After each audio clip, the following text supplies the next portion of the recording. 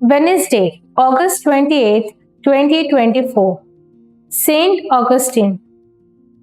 Focus. We would give you this command.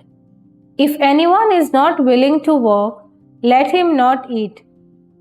Some European nations that permitted refugees into their territory and even supported them with doles now face a vexing situation.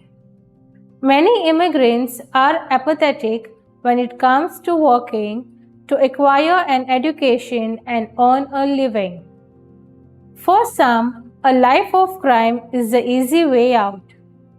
Legends has it that Jesus crafted the best ox yokes in all Palestine.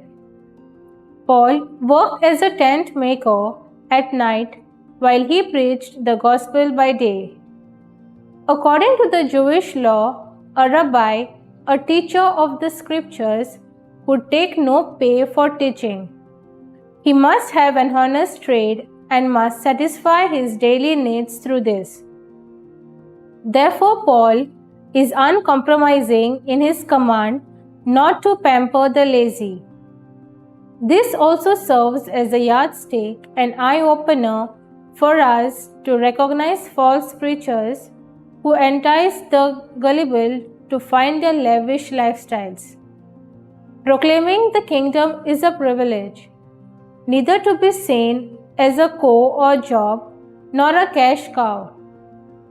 Unwillingness to work is the cardinal sin of sloth, and it signifies the surrender of human dignity.